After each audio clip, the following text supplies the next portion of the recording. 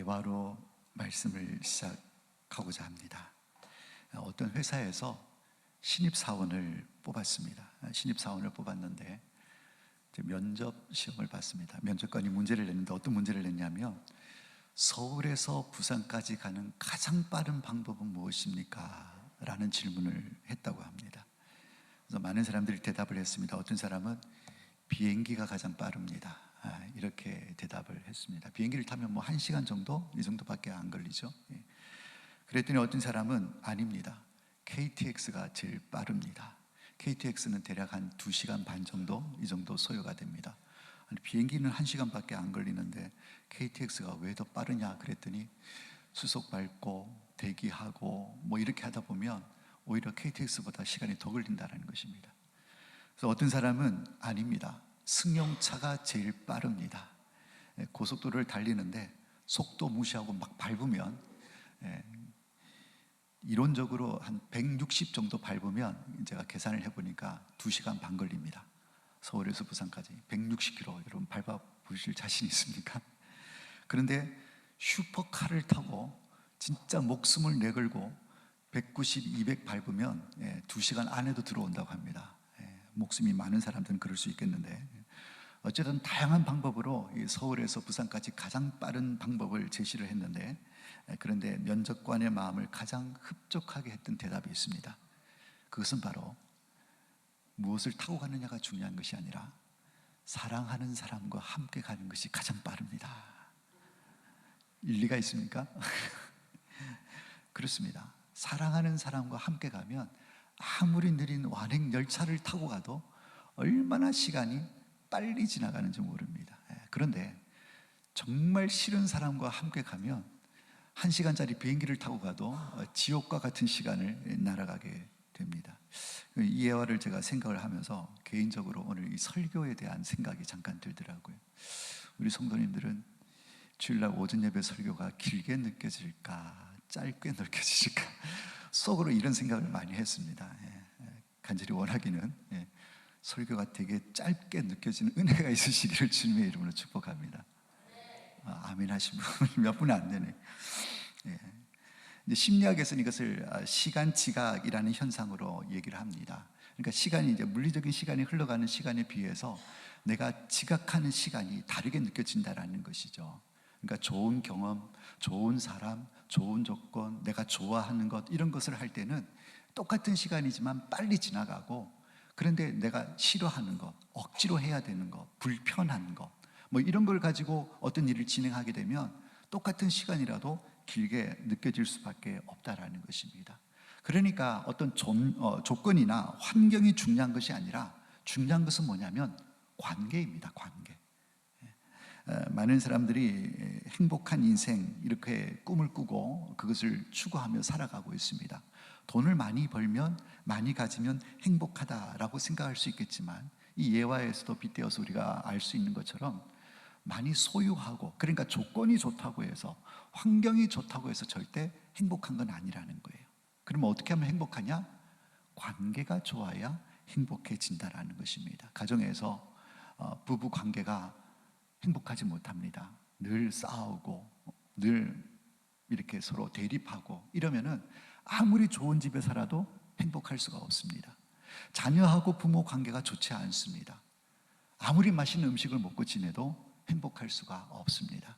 성경은 이것을 분명하게 이렇게 설명을 하고 있는데 잠언 17장 1절에 이렇게 기록이 되어져 있습니다. 마른 떡 한 조각만 있고도 화목하는 것이 제육이 집에 가득하고도 다투는 것보다 나으니라 그랬습니다. 반찬이 없고 나물 반찬 한두 개만 놓고 먹고 살아도 서로 사랑하고 화목한 관계이면 행복하다라는 거예요. 근데 제육볶음, 고기 반찬이 한 상 떡 부러지게 차려놓고 매일매일 그 고기 음식을 먹어도 화목하지 못하면 행복할 수가 없는 것입니다. 그래서 이 진짜 행복이라는 것은 이 소유, 조건, 환경 이런 데 있는 것이 아니라 어디에 있다고요? 관계 속에 행복이 있는 것입니다. 사랑하는 여러분, 신앙생활도 마찬가지입니다. 기쁜 신앙생활, 행복한 신앙생활 비결이 어디 있겠습니까? 어떤 분들은 예배 와도 예배 감격이 없다고 합니다. 예배에 와도 또 기도를 해도 마음이 늘 답답하고 찬양을 해도 마음이 움직여지지 않는다고 했습니다. 왜 그렇습니까? 이유가 무엇입니까? 요즘 삶이 너무 인생살이가 녹록지 않습니다. 너무 인생살이가 고달픕니다. 삶이 너무 힘듭니다. 환경이 너무 어렵습니다. 아니면 누군가에게 상처를 받아서 그 상처 때문에 저는 너무너무 힘듭니다. 이렇게 얘기해서 신앙생활이 기쁘지 않다라고 얘기하는 분이 있을지도 모르겠습니다. 그런데 성경은 우리 인생의 가장 근본적인, 가장 중요한 이 문제의 원인을 어디에 두고 있냐면은 바로 하나님과의 관계에 두고 있다라는 사실을 우리가 분명히 인지해야 하는 것입니다. 그러니까 언제나 이 하나님과의 관계 안에서 해석을 해야 된다라는 것이죠. 우리가 잘 아는 위대한 인물인 다윗을 한번 생각해 보시길 바랍니다. 그는 이스라엘의 두 번째 왕이 되었고, 그가 왕이 되어서 왕궁에서 정말 부족함이 없는 호화로운 삶을 살았습니다. 그런데 그 다윗이 기쁨을 잃어버린 때가 있습니다. 언제 기쁨을 잃어버렸을까요? 바로 다윗이 죄를 지었을 때. 무슨 죄를 지었습니까? 바로 우리아의 아내인, 자기 충신이었던 우리아의 아내인 밧세바를 자기 왕의 권력으로 동침한 이 죄를 짓고 난 다음에 하나님의 사람 나단으로부터 지적을 받게 됩니다. 그때 이 다윗은 너무너무 괴로웠어요. 모든 것을 다 갖춘 왕궁에 살고 있었지만은 그 죄로 말미암아 하나님과의 관계가 막히게 되게 되니까 너무너무 힘들었어요. 그래서 시편 51편이 그 죄를 지적받고 난 다음에 그가 지은 회개의 시가 시편 51편인데요 거기 보면 다윗이 이렇게 고백합니다. 51편 12절 말씀에 주의 구원의 즐거움을 내게 회복시켜 주시고 그랬습니다. 다윗은 지금 정말 남부를 것 없는 왕궁에 살고 있으면서도 즐거움을 잃어버렸습니다.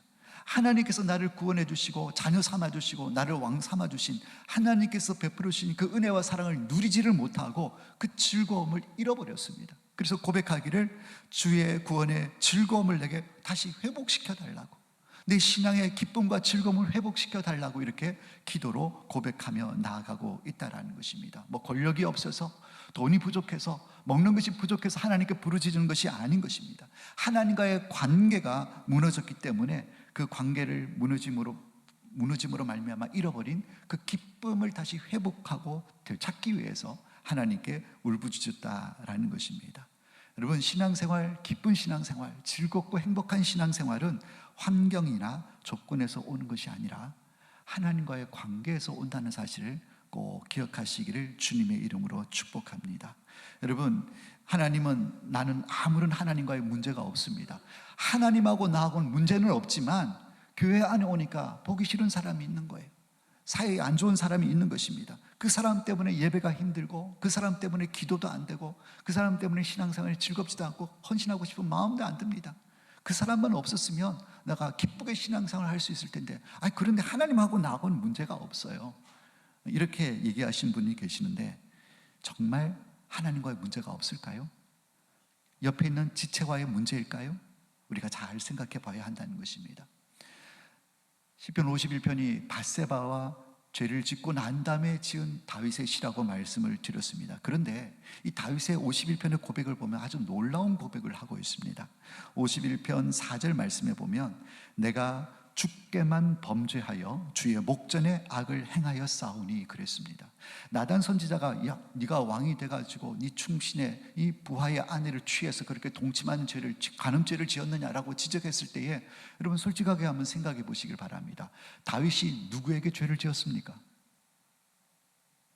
남의 아내를 가로챘으니까 남의 아내, 그 여인에게, 1차적으로는 여인에게 죄를 지은 거잖아요. 자기 왕권을 가지고, 권력을 가지고 이렇게 죄를 지었으니까. 또 한편은 누구에게 죄를 지었습니까? 그 여인의 남편인 우리아에게도 죄를 지은 것이 아니겠습니까? 그러니까 다윗이 지은 죄는 이 밧세바와 우리아에 대한 죄였습니다. 그런데 오늘 시편 51편에 기록되어진 말씀대로 한다면 다윗이 어떻게 고백합니까?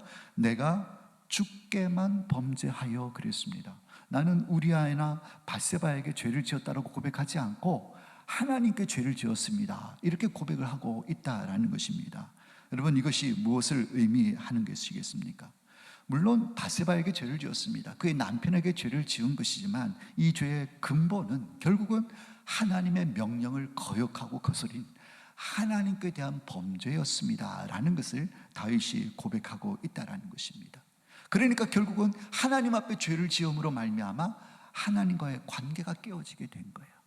그러니까 하나님께로부터 오는 이 구원의 즐거움을 다윗이 상실하게 된 것입니다. 여러분, 이것이 바로 죄에 대한 놀라운 통찰입니다.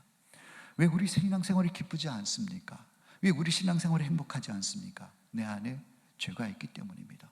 그런데 이 죄 하나님하고 관계없어요. 내 옆에 사람하고 관계가 안 좋아서, 그 사람과 싸워서 일어난 죄고, 그 사람과 어떤 문제 때문에 다퉈서 그 사람과 지금 의견이 맞지 않아서 그렇게 생긴 그 사람과의 불편함이지, 이건 하나님하고 전혀 문제가 없어요 라고 얘기할지는 모르겠습니다. 그러나 오늘 다윗이 보여준 시편의 고백대로 한다고 한다면 결국 우리에 있는 형제들과의 관계가 깨어진 것은 곧 누구와의 관계가 깨어진 것입니까? 하나님과의 관계가 깨어졌다라는 이 공식을 우리가 절대로 간과해서는 안 된다라는 것입니다. 그래서 내 신앙의 기쁨이 다시 회복되기를 원하시는 분이 있다고 한다면 가장 중요한 것은 바로 하나님과의 관계가 먼저 회복되어져야 합니다.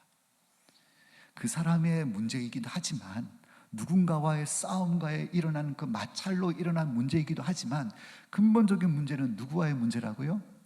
나와 하나님과의 문제인 거예요. 그리고 나와 하나님과의 이 문제를 해결하기 위해서는 바로 그 사람과의 문제가 해결이 일어나야 된다라는 것입니다. 하나님과의 회복은 바로 내 안에 있는 형제를 향한 죄, 이 문제가 반드시 해결되어져야 하는 것입니다.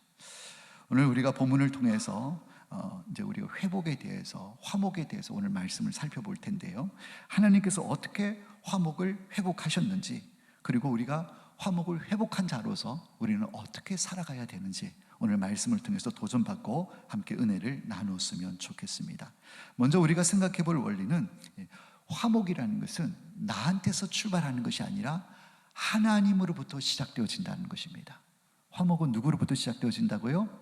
하나님께로부터 시작되어진다는 것입니다. 고린도후서 5장 18절 오늘 본 말씀이 이렇게 기록이 되어져 있습니다. 모든 것이 하나님께로 났으며 그가 그리스도로 말미암아 우리를 자기와 화목하게 하시고 그랬습니다. 모든 것은 하나님께로 나는데 그가 그랬습니다. 그가 누구입니까? 바로 하나님이십니다. 하나님이 그리스도로 말미암아, 아들 되신 예수 그리스도로 말미암아 우리를 자기와 화목하게 하셨다 말씀하고 있습니다. 그러니까 화목의 시작은, 화목의 출발은 누구로부터 시작되어지는 것입니까? 바로 하나님으로부터 시작되어진다라고 분명하게 기록하고 있는 것입니다. 그러니까 우리가 하나님과 회복을 위해서 우리가 먼저 하나님을 찾아간 것이 아니고 하나님께서 화목의 회복을 위해서 우리에게 먼저 찾아오셨다라는 것입니다. 여러분, 아담이 선악을 알게 하는 나무 열매를 따먹지 말라는 하나님의 명령을 받았습니다. 에덴 동산에서 하나님께서 그 맛이 딱 한 가지는 선악을 알게 하는 나무 열매를 따먹지 말라는 명령이었습니다. 그런데 하와가 뱀에게 꼬심을 받아서 따먹고 남편인 아담에게도 줘서 결국 부부가 함께 죄를 짓게 되었습니다. 그리고 나타난 현상이 무엇입니까? 두려워서, 부끄러워서 숨게 됩니다. 그래서 동산을 거느시는 하나님께서 아담을 부르시죠. 아담아, 네가 어디 있느냐? 하나님께서 찾아오신 거예요. 하나님께서 찾아오셨어요. 소위 하나님은 선악과라고 하는 그것을 따먹으면 반드시 어떻게 된다고 하셨습니까? 죽는다. 심판을 분명히 하나님께서 선언을 하셨습니다. 그렇게 되면 이제 아담과 하와에게 남아있는 것은 뭐밖에 없습니까? 심판받아서 망하는 일밖에 없어요. 그런데 하나님께서 아담과 하와를 사랑하셔서 불쌍히 여기셔서 회복의 길을 열어주셨다라는 거예요. 그래서 그들이 부끄러움을 가리려고 나뭇잎을 엮어서 치마를 만들고 몸을 가렸지만 하나님께서 그들의 죄의 부끄러움과 수치를 가려주시기 위해서 무엇을 하셨습니까? 양을 잡아서 가죽을 벗겨서 가죽 옷을 해 입히시는 것을 볼 수가 있는 것입니다. 이것은 무엇을 상징하냐면 그들의 수치와 부끄러움을 가려주시기 위해서 짐승을 잡아서 가죽 옷으로 그들의 수치와 부끄러움을 가려주셨던 것처럼 훗날 우리의 죄를 가려주시기 위해서 예수님이 이 땅에 오셔서 십자가에 죽으신 그 희생 사역을 상징하는 것이 바로 이 가죽 옷을 입혀주시는 사건으로 이해할 수가 있습니다. 여러분, 구약에 보면 희생제도가 있습니다. 희생제도가 뭐냐면 우리가 죄를 지었을 때 이 죄의 문제를 하나님 앞에 해결받기 위해서 우리가 직접 이 죄의 값을 치르지 않고도 희생 양을 대신 잡아서 그 양을 드림으로 말미암아 죗값을 지불하고 우리는 살 수 있는 길을 열어주신 것이 바로 희생제도입니다. 구약의 제사제도다라는 것이죠. 그런데 그것을 누가 만드셨습니까? 하나님, 제가 이 죄의 문제를 해결하기 위해서 제가 짐승을 한 마리 잡겠습니다. 그래서 그걸 피 흘려서 대신 죽게 할 테니까 제 죄를 용서해 주세요. 우리가 인간 편에서 하나님께 이것을 제시한 것이 아니라 누가 만들어 주셨습니까? 하나님께서 만들어 주셨다는 거예요.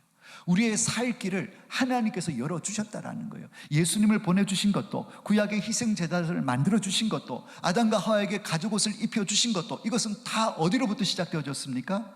하나님으로부터 시작되어졌다는 거예요. 그들을 살리시고 고치시고 회복시키시기 위해서 우리가 아닌 하나님께서 먼저 시작하신 것이 회복이다 라는 사실을 우리가 먼저 기억해야 하는 것입니다. 이 원리를 우리가 반드시 기억해야 하는 것입니다. 이것은 은혜입니다.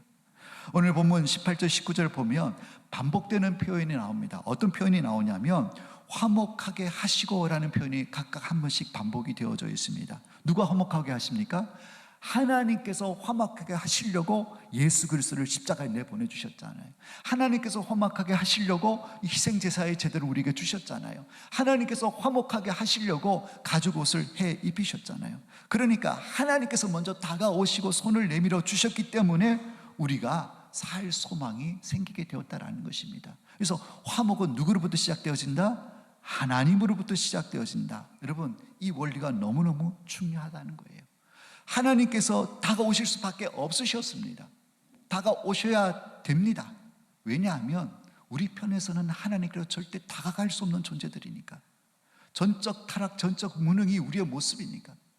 여러분, 우리는 너무너무 완악한 사람들입니다. 죄인들은 절대로 스스로 하나님 앞에 나아갈 수가 없습니다.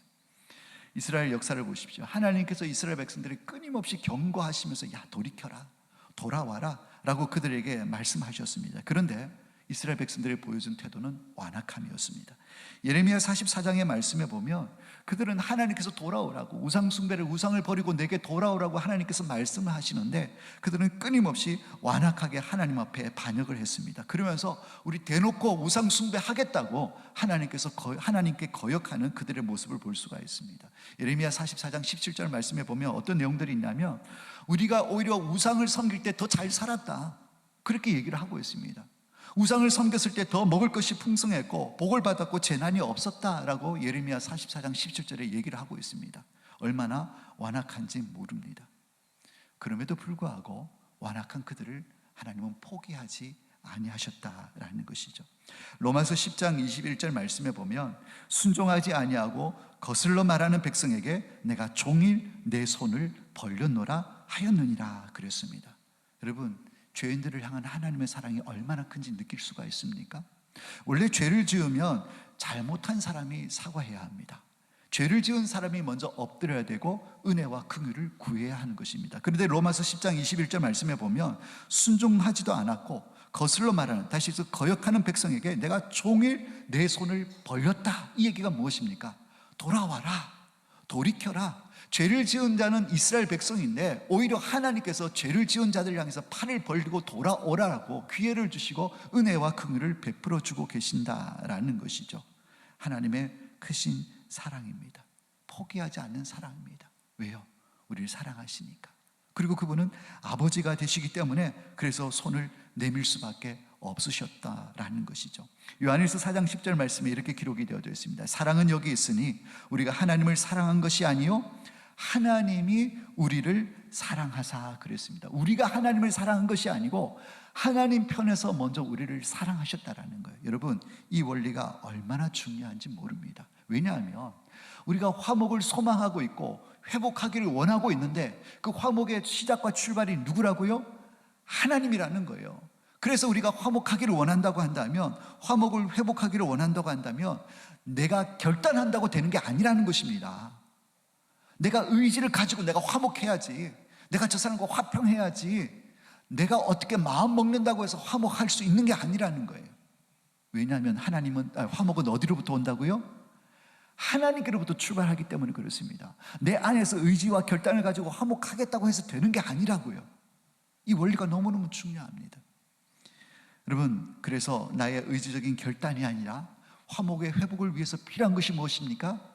하나님께 도움을 구해야 하는 것입니다. 하나님께 은혜를 구해야 하는 것입니다. 다른 말로 하면 기도해야 하는 것입니다. 하나님, 제 안에는 전혀 용서할 힘이 없습니다. 그런 마음도 없습니다. 하나님, 제 힘과 능력으로는 도저히 화목할 수 없습니다. 화평할 수 없습니다. 하나님, 불쌍히 여겨주세요. 저에게 화평할 수 있는 힘을 주세요. 용기를 주세요. 결단할 수 있는 마음을 주세요. 기도할 때에 하나님으로부터 화목이 내려오게 되는 줄로 믿습니다. 화목의 출발과 시작이 하나님이라는 이 원리를 꼭 기억하십시오. 우리가 누군가와 화목하기를 원한다고 한다면 내가 마음 먹고 내가 어떻게 해야지 한다고 되는 거 아니라는 거예요. 하나님께서 마음을 주셔야 되는 것이고, 감동을 주시고 환경을 열어주시고 주장해 주실 때에 화목이 일어난다라는 것입니다. 여러분, 그 마음을 주실 때에 이제 그때서 결단하고 움직이는 거예요. 이 영적인 원리를 꼭 기억하시는 우리 성도님들이 다 되시길 바랍니다. 신앙의 기쁨과 즐거움을 회복하길 원한다고 한다면 먼저 회개해야 돼요. 회개해야 돼요. 하나님께 회개하고 기도하고 내 형제를 향한 그 마음의 죄를 하나님 앞에 다 구하고 해결하고 난 다음에, 그 다음에 이제 내 의지와 결단이 필요한 거예요. 먼저 전화를 하고, 내가 먼저 손을 내밀고, 내가 먼저 용서를 구하고 웃어주고, 그리할 때에 비로소 회복의 역사가 일어나게 되는 줄로 믿습니다. 첫 번째 원리, 화목의 회복의 시작은 하나님으로부터 출발한다. 이 원리를 꼭 기억하시길 바랍니다. 두 번째는, 화목은 십자가의 희생이 필요로 한다라는 것입니다. 화목에는 반드시 희생, 다른 말로 하면 대가 지불이 따른다라는 것입니다. 5장 21절 말씀입니다. 하나님이 죄를 알지도 못한 이를 우리를 대신하여 죄로 삼으신 것은 그랬습니다. 원래 우리 죄 때문에 심판받아서 망해야 될 때는 나 자신입니다. 그런데 오늘 21절 말씀 보니까 하나님께서 죄를 알지도 못하시니 누구입니까? 예수님이시죠.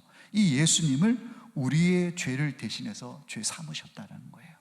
그러니까 내 죄 때문에 누군가가 대가 지불, 예수님께서 대가 지불을 했다라는 거예요. 여러분, 죄는 그냥 없어지지 않습니다. 죄를 해결받기 위해서는 반드시 죄에 대한 대가 지불이 치러져야 한다는 것입니다. 우리 하나님은 공의의 하나님이십니다. 그래서 죄에 대해서는 반드시 심판을 하셔야 되는 분이 우리 하나님이십니다. 그래서 우리 인간들은 지은 죄 반드시 하나님의 공의로 말미암아 심판을 받아서 망해야 하는 것인데, 그런데 우리가 망하지 않고 그 누군가가 누구입니까? 바로 죄 없으신 예수님께서 대가 지불을 하심으로 말미암아 우리 죄가 해결되어짐으로 하나님과 화목하게 되어졌다라는 것입니다. 히브리서 9장 22절 말씀에 피 흘림이 없은즉 뭐가 없다고 그랬습니까? 죄를 용서받는 죄 사함이 없다 그랬습니다. 그러니까 이 죄 사함을 위해서는 반드시 피 흘림이라는 대가 지불이 따라야 된다 라고 성경은 분명하게 말씀을 하고 있습니다. 죄를 해결하지 않고 또 대가 지불로 통해서 죄를 해결하지 않고서는 절대 화목이 일어날 수가 없는 것입니다. 근데 문제는 뭐냐면 우리 안에는 죄의 대가 지불을 할 만한 능력이 없다라는 거예요. 우리는 능력이 없다는 거예요. 하나님의 이 공의는 얼마나 두려운지 몰라요. 하나님이 죄에 대한 분노는 얼마나 무서운지 몰라요. 그래서 시편 90편, 모세의 시편에 보면 어떻게 기록이 되어져 있습니까? 누가 주의 노여움의 능력을 알며 그랬습니다. 이 표현이 무엇이냐면 하나님께서 한번 화를 내시면 그 화가 얼마나 큰지 알 사람이 있느냐. 하나님의 화의 크기는 엄청나게 커서 그 크기를 아무도 알 수가 없을 정도로 하나님은 무섭게 화를 내시는 분이다, 그 뜻이라는 거예요. 그러니까 하나님께서 우리의 지은 죄에 대해서 화를 내시면 우리는 감당할 수가 없어요. 우리 힘으로는 도저히 그것을 감당할 수가 없는 것입니다. 설사 감당한다고 해도 결국 우리에게 처한 운명은 무엇입니까? 심판받아서 영원히 망하는 지옥 가는 것밖에 남아있지 않다라는 거예요. 그런데 하나님께서 우리를 사랑하셔서 새로운 살 길을 열어주셨습니다. 누군가가 감당할 수 없는 그 죄의 대가를 대신 담당하게 하셨다는 거예요. 바로 하나밖에 없는 독생자 아들을 보내주셔서 우리 대신 죄의 대가를 지불하게 하셨다라는 것입니다. 이 십자가의 원리가 구약의 그림자처럼 보여주신 제도가 바로 희생제사에 담겨져 있다라는 거예요. 사람이 죄를 지으면 그 죄의 문제를 해결하기 위해서 내가 직접 해결하지 않아도 희생제물을 가지고 하나님 앞에 나오면 그 희생제물이 우리 죄를 대신해서 대가 지불을 치르고 죽음으로 말미암아 우리 죄가 해결을 받을 수 있도록 하나님께서 희생제사의 원리, 제도를 허락해 주셨다라는 것입니다. 여러분, 희생제사의 원리를 한번 잘 살펴보시길 바랍니다. 희생제물을 가져올 때 아무 제물이나 가져올 수 없습니다. 성경은 분명히 명시하고 있습니다. 흠 없는 제물을 가지고 오라고. 흠 없는 제물을 갖고 오면 죄인들이 그 제물을 갖고 온 이 제물 머리 위에 안수합니다.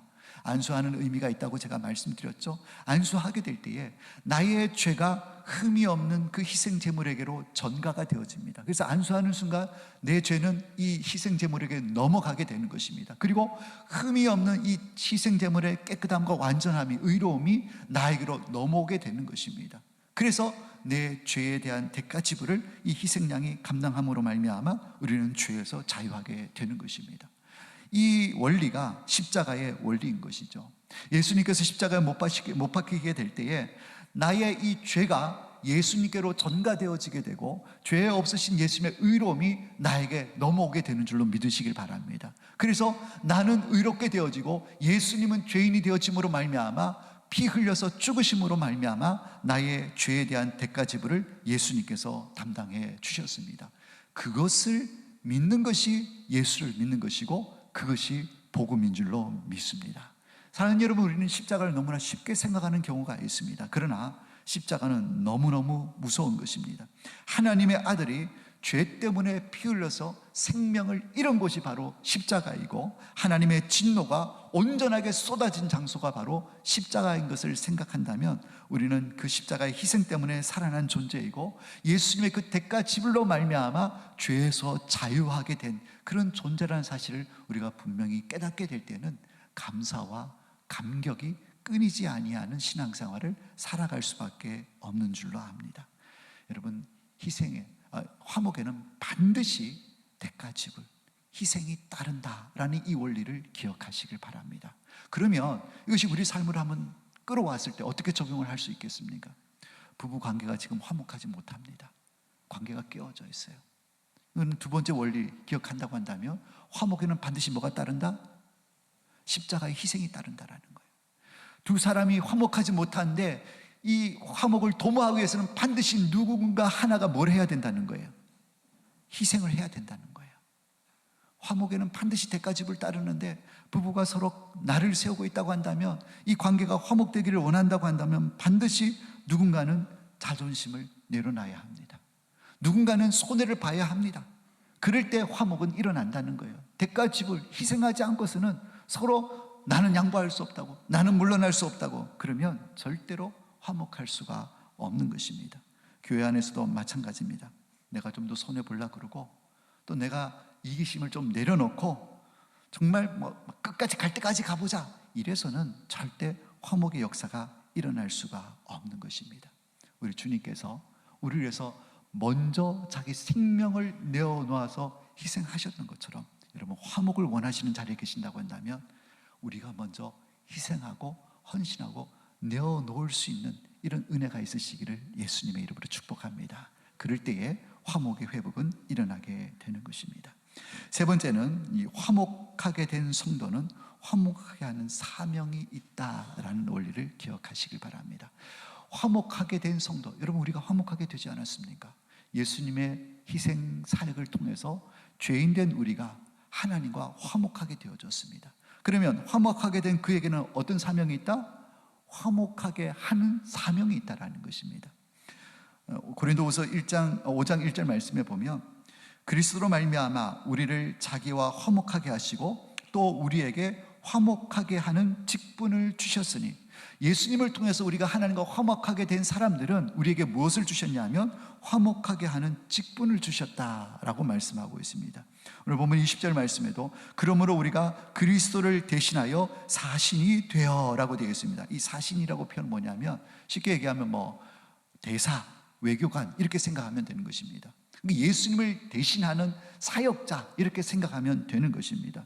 하나님께서 우리를 예수 그리스도를 통해서 화목해 하신 이유는 단순히 하나님과 우리 사이의 화목만으로 끝나라고 우리를 화목케 하신 것이 아니라 우리가 화목함으로 말미암아 우리에게 사명 주셔서 또 다른 하나님과 화목이 깨어진 자들을 어떻게 화목하게 하는 직분, 사명을 우리에게 맡겨주셨다라고 말씀을 하고 있는 것입니다. 그래서 우리에게 주어진 사명은 무엇입니까? 죄를 지어서 하나님을 떠나 있는 영혼들, 그들을 하나님과 화목하게 하는 직분, 화목하게 하는 사명이 우리에게 주어졌다 하는 것입니다. 그래서 우리 마태복음 5장 9절 말씀에 화평케 하는 자는 복이 있나니 그들이 하나님의 아들이라 일컬음을 받을 것이요. 여러분, 우리는 하나님의 자녀라고 얘기를 합니다. 하나님의 아들인 우리는 분명한 정체성이 있습니다. 그것은 뭐냐면 화평케 하는 자가 되어야 한다는 것입니다. 평화를 만드는 자, 피스메이커라는 이 직책이 우리 가운데 있다라는 것입니다. 그래서 우리는 나만 구원받고 하나님과 화목한 것으로 만족하면 되는 것이 아니라 아직도 하나님과 화목하게 되지 못한 자들, 가까이에는 우리 가정에 믿지 않는 가족들이 있습니다. 우리 직장과 우리 공동체 안에 믿지 않는 영혼들이 있습니다. 그들에게 예수 그리스도를 전해서 하나님과 화목하게 하는 이 직책을 우리가 감당해야 된다라는 것을 우리에게 말씀하고 있는 것입니다. 죽은 영혼을 주님 앞으로 인도해내는 것, 그것이 바로 하나님과 화목하게 된 자들에게 주어진 직분이고 사명이다 말씀하고 있습니다. 여러분, 가정의 부부가 화목합니다. 자녀와 너무너무 화목합니다. 고부간에 너무너무 화목하고 애틋합니다. 직장 동료 간의 사이도 좋고 그들과 너무 친분이 있어서 서로 으쌰으쌰하면서 너무너무 행복하게 지내고 있습니다. 근데 중요한 것은 그들이 예수를 믿지 않아요. 사람과 사람 사이의 관계는 너무너무 좋은데 그들이 하나님을 알지 못합니다. 예수를 믿지 않습니다. 그러면 얼마나 그 영혼이 불쌍한 영혼입니까? 그래서 우리에게 주어진 영혼 뭐냐? 우리에게 주어진 사명이 뭐냐면, 사실 나도 죄 용서안 받고 예수를 믿지 않았다고 한다면 똑같이 멸망당하고 심판받을 수밖에 없는 존재인데, 나는 하나님의 은혜로 먼저 구원받고 이 은혜를 누리고 살아가는데 우리 믿지 않는 가족, 믿지 않는 우리 직장의 동료들, 믿지 않는 우리 지인들, 그들도 나와 같이 예수 믿고 죄 용서함 받아서 하나님과 화목하게 되는 이런 은혜를 누리도록 도와주는 사역, 이 사명이 나에게 주어졌다라는 사실을 늘 기억하며 살아야 하는 것입니다. 그러면서 그들에게 외쳐야 하는 것입니다. 사랑하는 여러분, 하나님의 진노는 끝났습니다. 예수님께서 십자가에서 여러분의 모든 죄의 값을 다 치러 주셨습니다. 이제 그것을 믿음으로 받기만 하면 여러분들은 다시 하나님과 화목하게 될 것입니다. 저와 함께 이 화목의 은혜를 누리시기를 바랍니다 라면서 그들에게 복음을 전해야 되는 그리스도의 대사로서의 사명이 화목해 된 우리에게 주어졌다라는 사실을 우리가 반드시 기억해야 하는 것입니다. 말씀을 맺도록 하겠습니다. 지금 이 시대는 화목이 깨어진 시대입니다. 가정도 그렇고요, 공동체도 그렇고, 또 나라를 보면, 사회적으로 보면 온갖 대립과 갈등으로, 충돌로 점철되어져 있습니다.